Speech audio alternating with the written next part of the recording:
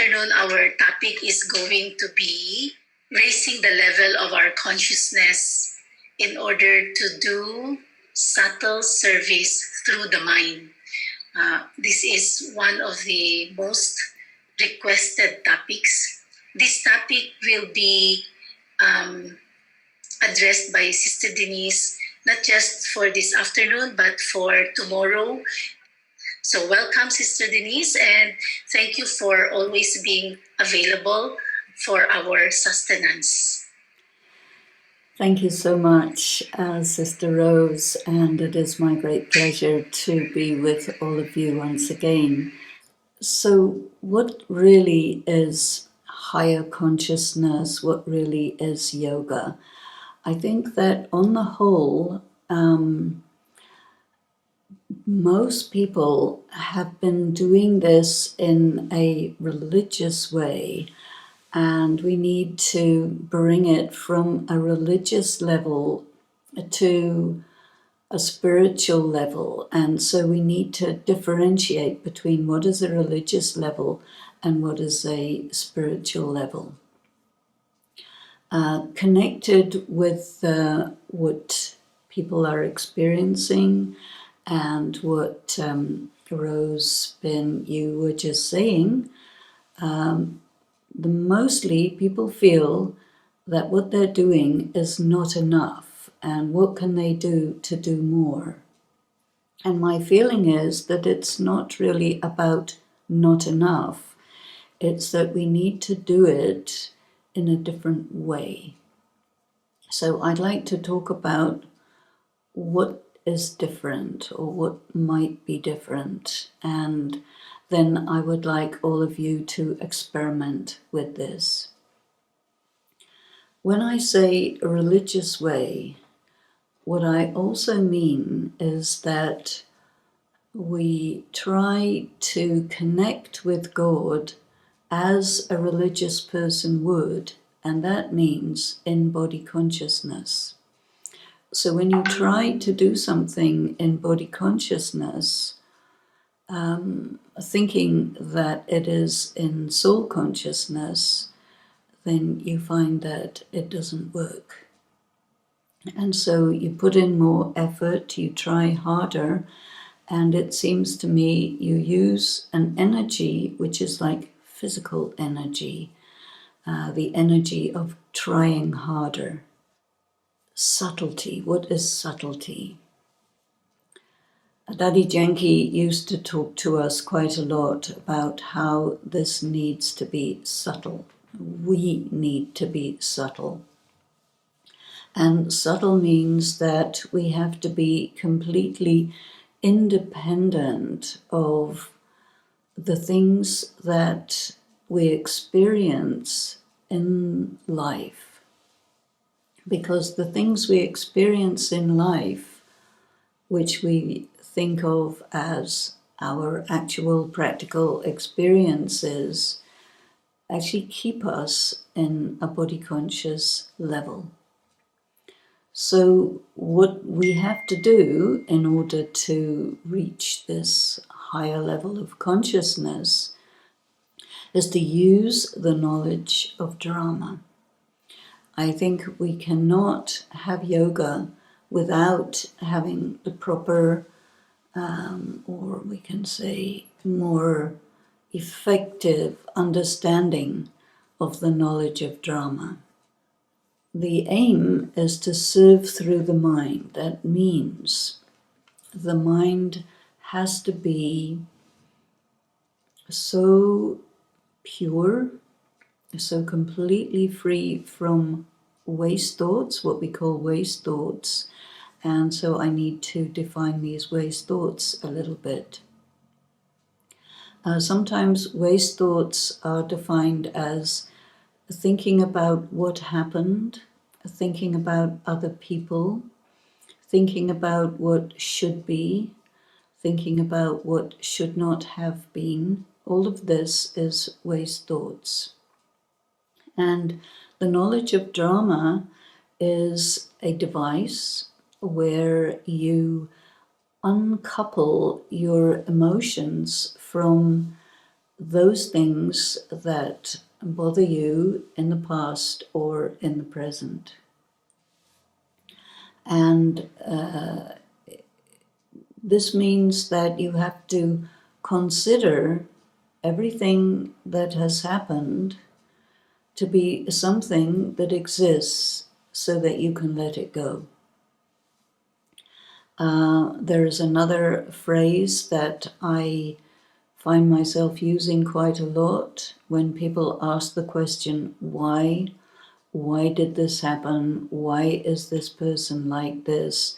And the answer to all these questions is so that you become strong, so that you can become experienced. And the meaning of strong and experienced is uncouple yourself from the chains of those events.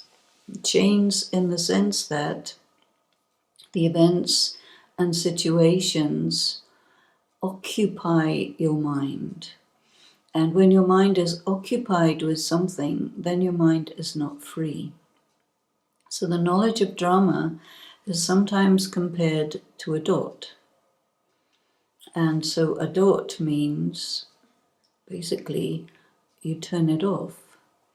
You merge everything into a little point and you let it be whatever it is, and you are not occupied with it. The mind needs to be a vast, wide space, like the sky without clouds, like the night with just the moon and stars. In that image of the night with the moon and stars, there's nothing happening. It's just the night with moon and stars, like something still. And then, when something is still, you can turn your mind to God. And turning your mind to God means connecting with an energy that is so powerful and that comes through you and that is able to, because you are a conduit that is not blocked and there's no deviations, then the force of God can come through you very quickly and it can reach very far. Sometimes Baba would say, how far are your rays reaching? Are they reaching across the entire world, across all of space? Is there anything limiting us? And the things that limit us is thoughts about people and situations. We can say people, places, things, situations, events, occurrences. And the knowledge of drama is everything that is taking place is a repeat of something that repeats time after time after time after time. So everything that happens is there. And to ask the question why can only be answered by the solution, it is there so that you are strong, so that you are experienced. And experienced means that you do not take it as a big thing, even if it is a big thing. The analogy is make a mountain into a mustard seed and then make the mustard seed into a piece of cotton wool. That means it is not something that you take as big or heavy. You just take it as something very light, like as if the real world is like digital. And because we have so much experience with digital images, and we know very well that if you take a digital photograph, you can erase it in a second. In previous times, you had analog photographs and was more expensive, and you had to pay more attention on what you take photographs of. But now, our experience of reality is like constant bombardment of sensory input, and seeing it as a digital three-dimensional movie gives you the possibility to orient yourself beyond it. And you say to yourself, it just is. It's not good, it's not bad, it just is. So leave it and get on with the work of being, as opposed to coming under the influence of external reality.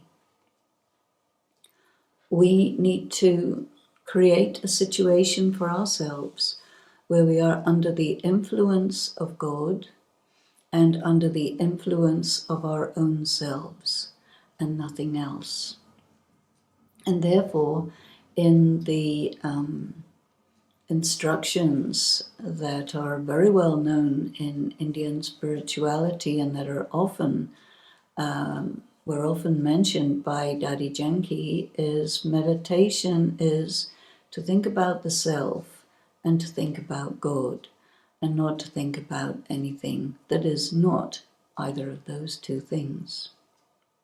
That is to say, the mind must be clear with possibly 3 dots in it.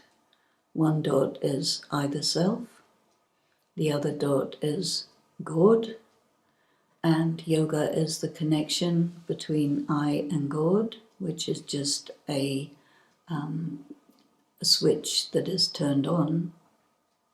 And the other dot is the dot of drama, which means all things, all incidents, all places, everything is merged into a dot so that you are not thinking about it. The knowledge of drama is all about letting go. So you are the point, and we have to go into that consciousness of being a point. That means our reactions to incidents, people, places don't really have much meaning when we become a point. So when you practice to be a point, it is a practice of being completely independent of all these people and things. I feel that our participation in the Brahman world resembles very closely our participation in the real world. So these are 2 different dimensions. We speak about the real world as the Iron Age. We speak about the Brahman world as the Confluence Age. And we think about it as 2 dimensions superimposed upon each other, and that we need, as much as possible, to view the real world through the lens of the Confluence Age, which means the lens of knowledge. What we must also do is view the Brahman world through the lens of knowledge, because the Brahman world is like a microcosm of the real world. Everything that is there in the real world is very big and wide and spread. But everything in the Brahman world is relatively small. And if you want, you can be in touch with all of it as far as you can. But we also need to look at, okay, what is this?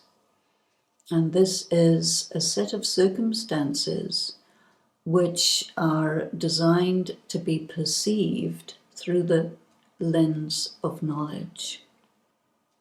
Whether the circumstances are positive or negative, or pleasant or unpleasant, or according to what we want or not according to what we want, doesn't really matter, because the spiritual effort is to go beyond whether we want it or we don't want it, or we like it or we don't like it, and just to say neutrally, this is what it is. And there is also the question of, what will I do? How will I act? What karma will I perform? Because there are majority of situations that we perceive do not require us to do anything. But we have a lot of conditioning which interferes with perceiving the world, whether it's the outside world or whether it's the Brahman world. But we have a lot of conditioning that interferes with our possibility or our practice of applying the knowledge as Baba intends it. And what is this conditioning? I generally speak of it as prevailing social attitudes, and I also look at it as morality. And in those things come should, have to, must, ought, ought not, should not, do not have to, must not. These modal verbs are the things that connect us to the impressions that come into our mind through the sense organs. And we need to decouple ourselves from this conditioning.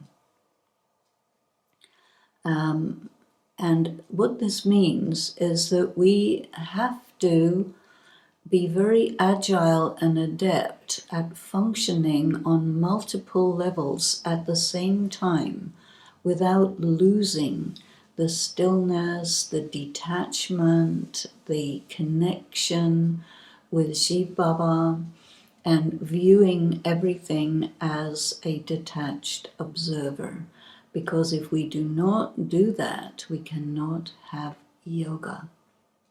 So I think the problem that many BKs have is that they do not decouple from the conditioning of the confluence age experience. And so we tend to use vocabulary that sometimes we call Brahmin jargon. The Brahmin jargon is, we talk about Brahmins. Brahmins have to be like this, they should be like this, they shouldn't be like this. So we have transposed what we do in the real world into the Brahman world, and we have made the Brahman world on the same level, or we perceive the Brahman world as we perceive the Iron Age in body consciousness. And what we need to do is shift from that. I'd like to also introduce something here, which is the idea of conducting our spiritual life on a new level. Because the circumstances that have happened during 2020 have created a completely different situation, and we have not necessarily understood how to take advantage of it. And according to what I've been hearing from many people in different parts of the world, is that the Brahmins experience a lot of stress and pressure and difficulty in dealing with the current situation, and a lot of confusion. So we need to address this because it is completely understandable. As we know, Baba had told us something will happen suddenly and unexpectedly. And he also said, whatever you think it is, it will not be. It'll be something completely different. Of course, no one expected there to be a global pandemic, but it's not just only a global pandemic that is happening. There are other things that are connected with it or that are happening at the same time as it. And one of the things is that basically all centers are closed, and so people have to come to terms with not having that, what many people call sustenance and support from the Brahmin family. And so this is one thing that we need to reset ourselves around and take a look to see to what extent you, the soul, are dependent on other people's spiritual practice, creating an environment which supports yours. This is a dependency that most Brahmins thought is not a dependency, but that it's a good thing. And there's nothing wrong with it. However, it limits you. And once you identify something that limits you, then either you could go into a panic about it, or you could shift your consciousness to another level. And this is what this is all about, shifting our consciousness, shifting ourselves to another level where we are in the context, no doubt, of the Brahmin family and our relationships, but what we need to be is completely independent of any dependency on that. Many people, why I spoke about this as a religious approach to meditation, is because people have a need for bog offering ceremonies, the class with the arrangements that are there in the class, the interactive chit-chat, the breakfasts, the programs, all these things which had been a very big part of what we call service. We had actually made these as supports, and now these things are not there. And as soon as something is not there, and you experience yourself being challenged, disturbed, stressed, or confused by the lack of these things, that means there has been dependency on that, and we have to shift ourselves. Now, Baba has been saying for a long time, you need to serve through the mind. And during this year, as the service as we knew it has stopped, the internet, of course, is saturated with BK classes, events, bits and pieces, but you know very well that any time the internet can no longer be available. At the moment, we're able to use it, and Baba gives us a very gradual transition time from being totally caught up in the world to being just a dot in the soul world. And so he is disconnecting us slowly from all our connections with the world, and yet we're still in the world, but less and less of the world. So the soul is thrown back upon the self. And this is, of course, an ideal circumstance for doing service through the mind. it's not only ideal, but it's an obligation, a force. We have no option but to do that. And then many people say, well, what does it mean, service through the mind? What kind of consciousness do I need for service through the mind? And obviously it's something very different from what we have been used to. I have had conversations with different Brahmins from different parts of the world who experience this as a very confusing situation, because they will say, well, in the Murlis it says we have to do service, service, service, and yet we can't. So what do we do? Creates that confusion. No. What is service? And there are three kinds of service. One is service to the self. One is service to the Brahmin family. And one is service to the world. And so we have been doing this on a very gross level. And the COVID-19 has interrupted that and said, gross level service no longer an option. Now, what is to be done? Service to the self means I must cause my consciousness to come to a higher level. What gets in the way is emotions. We don't call them emotions, we call them vices. And our relationship with vices is vices are bad, don't do them. So these vices, greed, anger, lust, attachment, ego, then the more subtle ones of laziness, hatred, slander, fear, and jealousy. All of this is a very gross level, and we say, oh, these are bad, and we see them in other people, then we say those other people have vices, or we say Brahmins are pure, other people are not pure.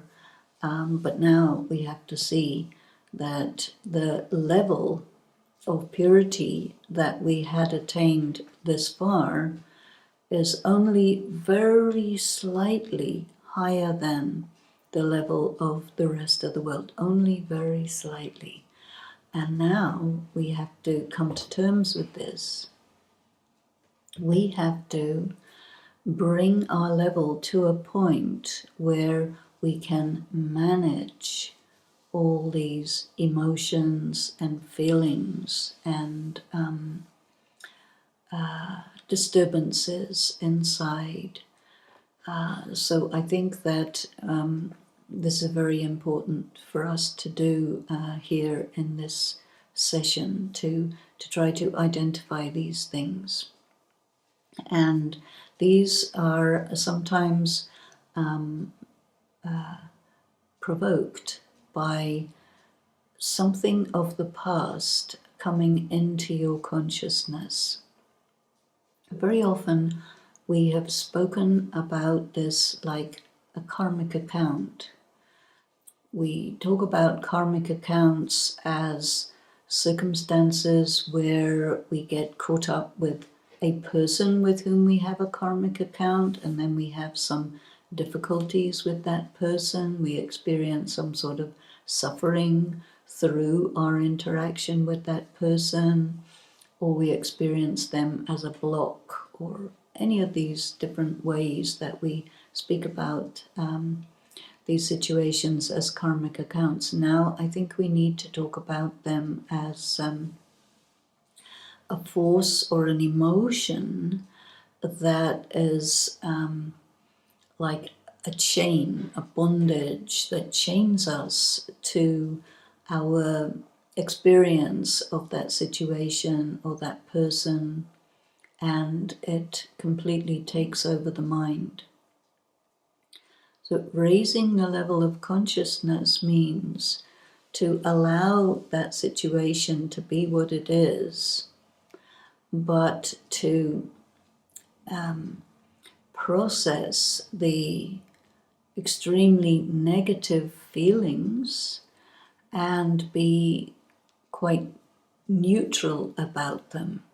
We need to bring ourselves to a state of consciousness where we no longer think of things as good and bad, pleasant and unpleasant, which in the Gita are described as the pairs of opposites.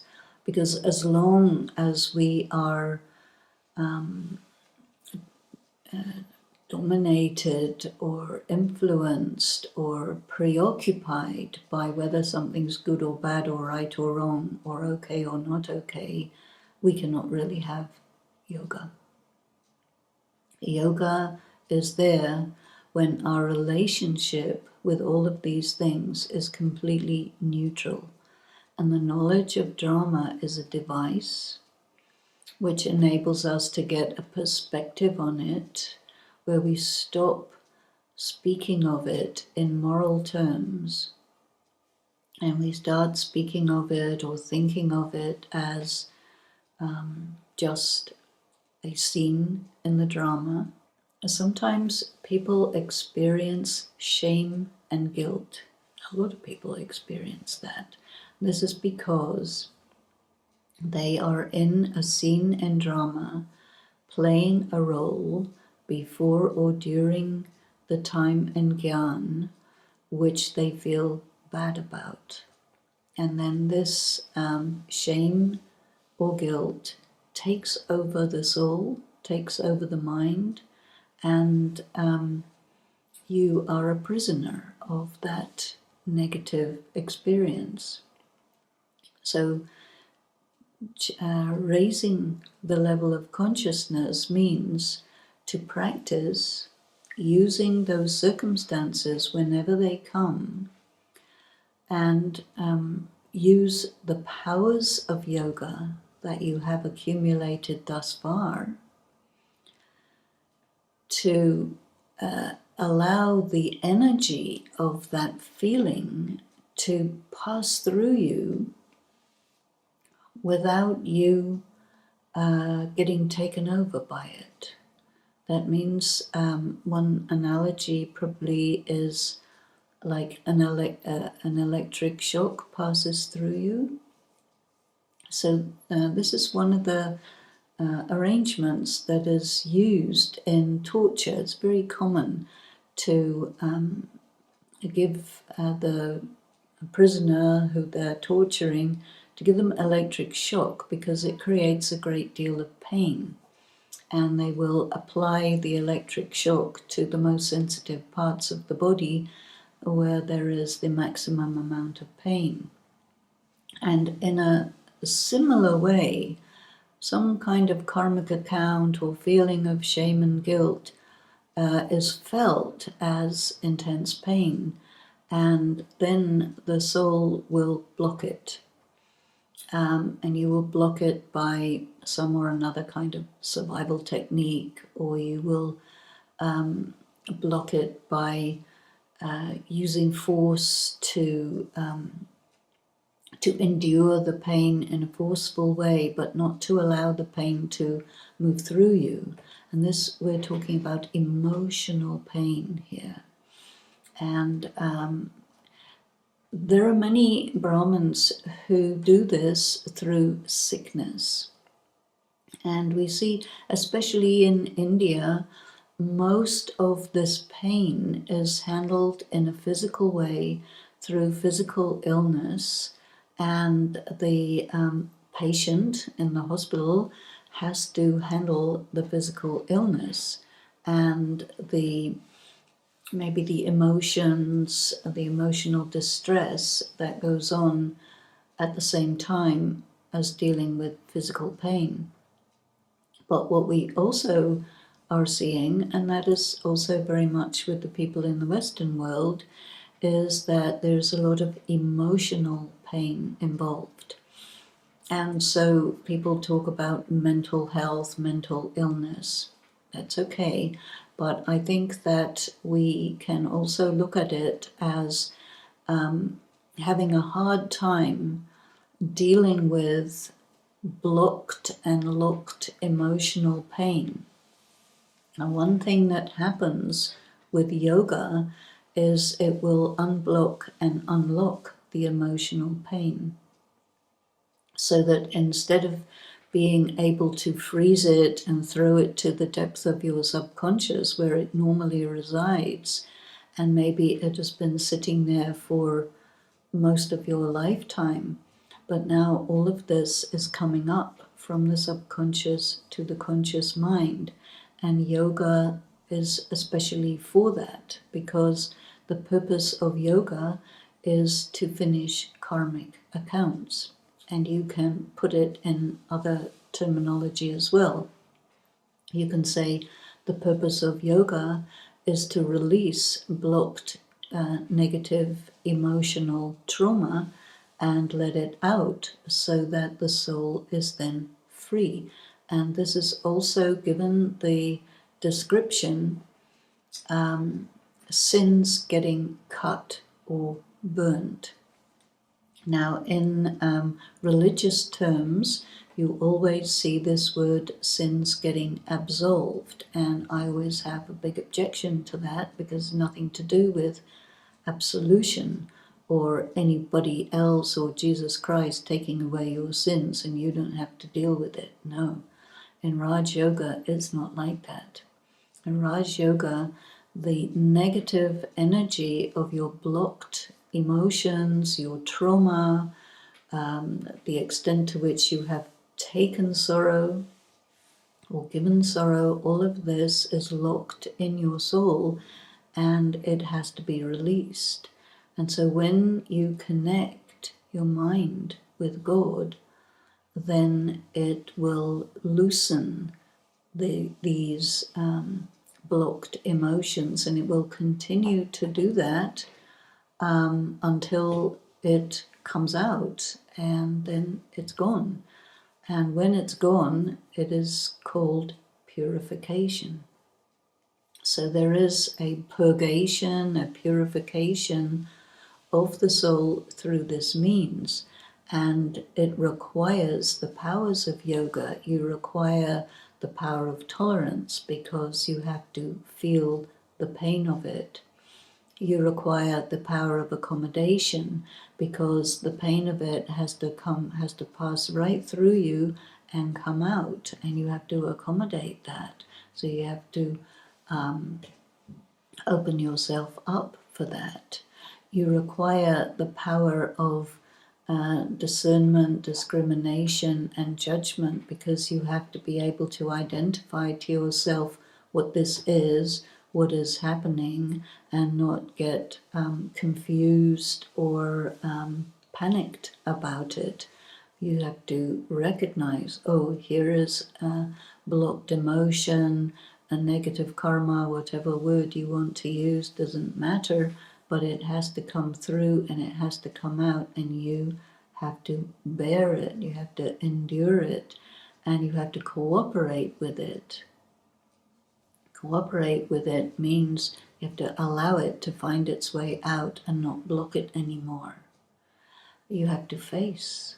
You have to face that your sense of self is no longer current. You have to go to a much deeper sense of self. In many ways, this is something that corresponds to the expression ego death. You remember the last words of Brahma Baba, egoless, viceless, bodiless. And these three words refer to the process of becoming free from all of the survival mechanisms, the ego that serves as armor or a carapace, or masks, many layers of masks through which you operate, but which are completely false and fake, and you have to die from that. And that requires the power to face, because you have to face the extent to which you are false and fake and artificial and pretense, and that all your sense of self is just conditioning and reactions to different kinds of trauma. So all of this is deep spiritual work, which is now coming up because the sort of easy part of Easy Raj Yoga is now kind of done, and now we have to do the deep work. And we have to do this in the context of life, because life is still there. You still have to go to work, you still have to interact with different people, Brahmins or non-Brahmins, your family people. You have to deal with isolation, you have to deal with lockdown, you have to deal with not being able to connect with people that you are attached to, because if somebody is in hospital or dying, you can't go and see them, you can't go to funerals.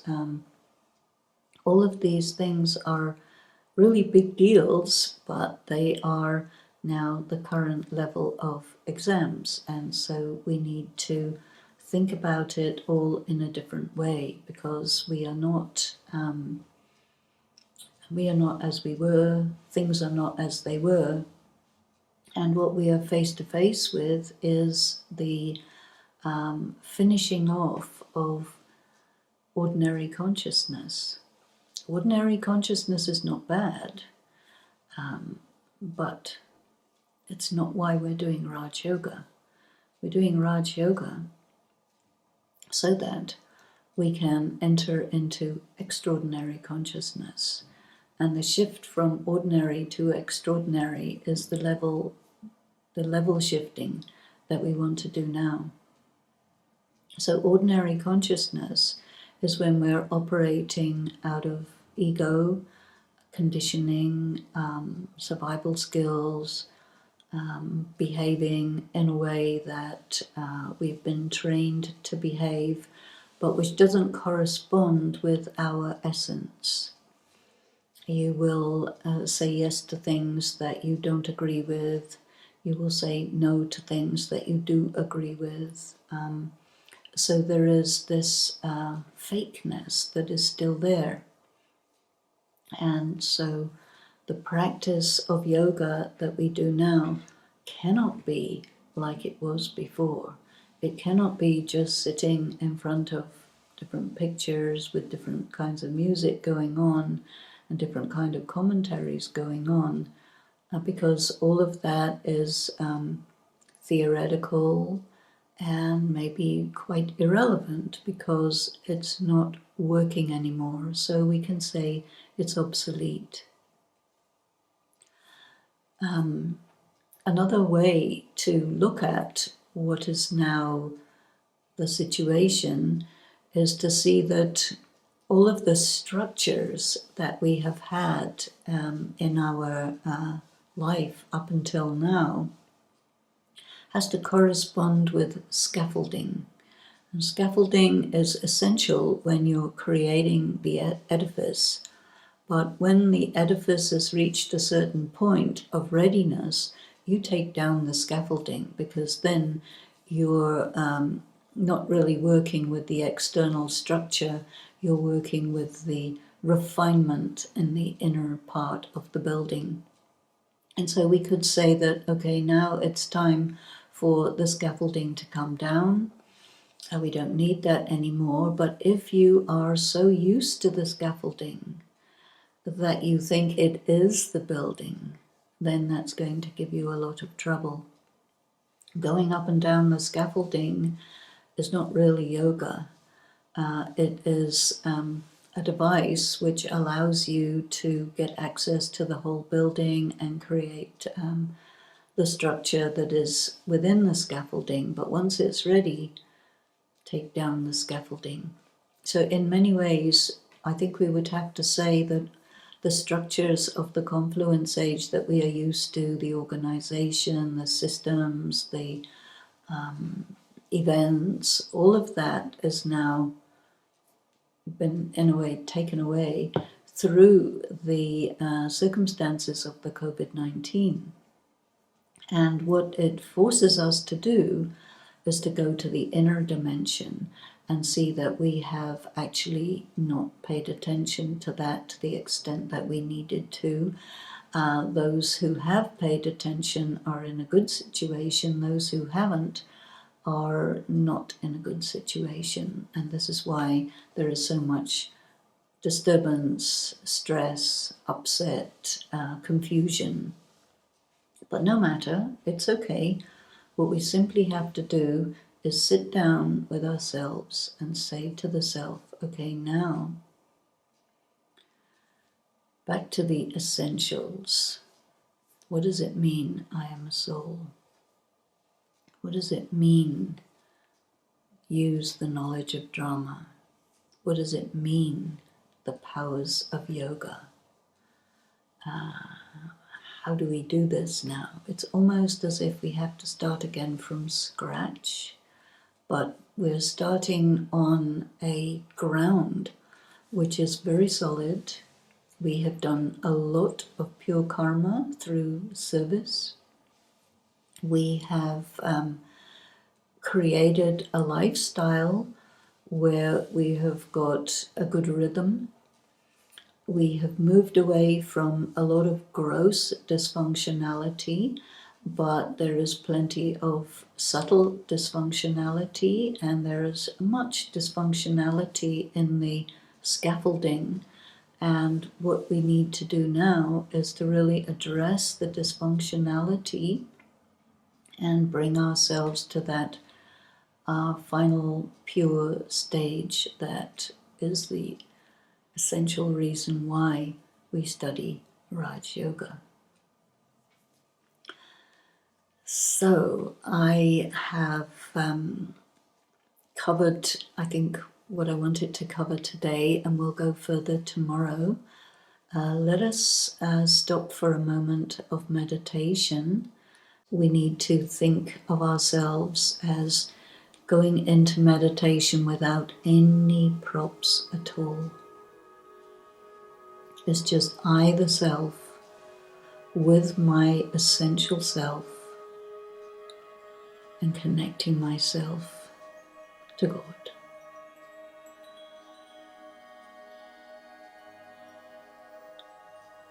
So going deep inside and really feel the point of light.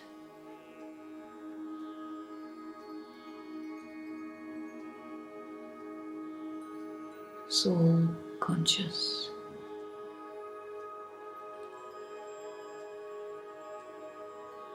Enter into that realm of light.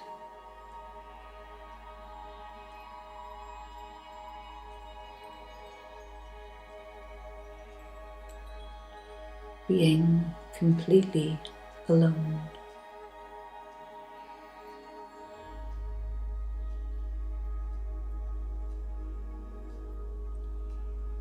Alone with my pain,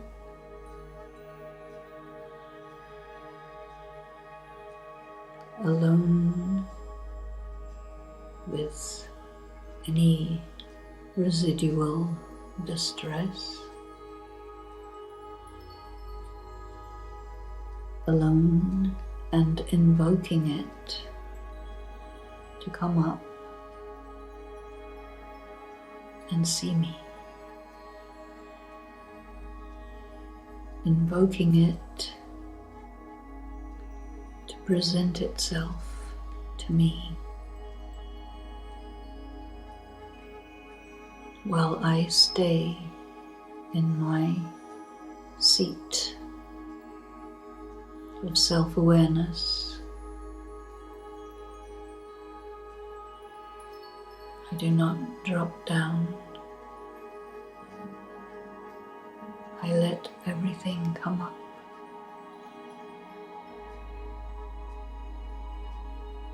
Open myself to let everything pass through and pass out.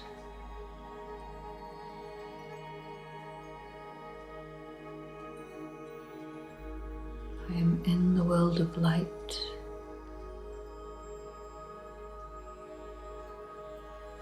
Connected with the One.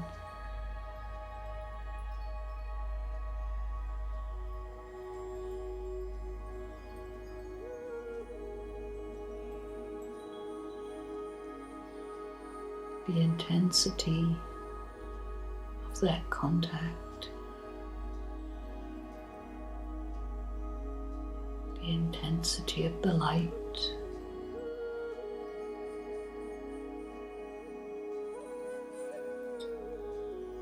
obliterates the ordinary.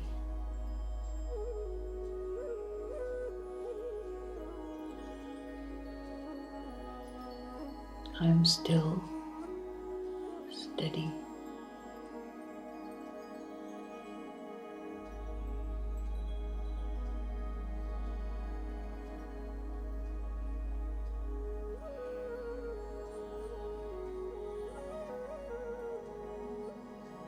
I invoke all the darkness of my soul to come up.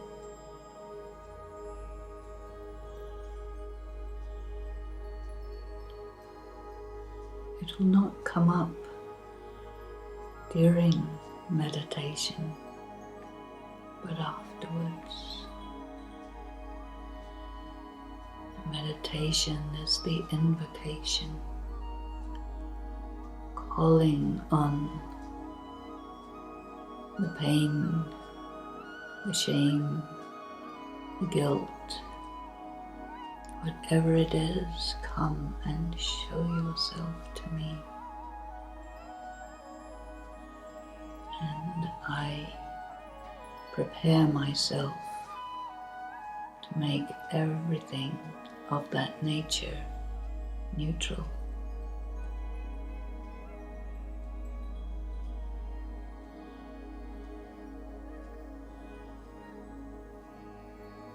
My sense of self as I am with God is strong, stable, beautiful. This is the real me. And those different pains, they have to come out now.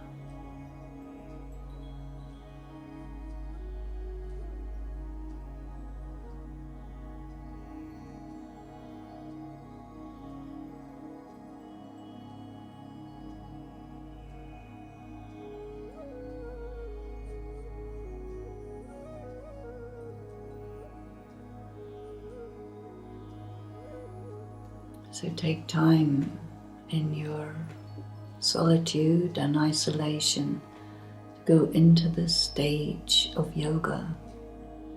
Hold it for a long time. And remember that it's all about going up there, going into that space and really invoking the things that have been cast into the depth of the subconscious and have been put away, locked away, imprisoned, but they are acting like monsters and they drive the bad sanskars. How much longer do you want to keep that? So it's a matter of faith, it's a matter of courage, as was in the Murli today. Faith and courage is needed to get to this level.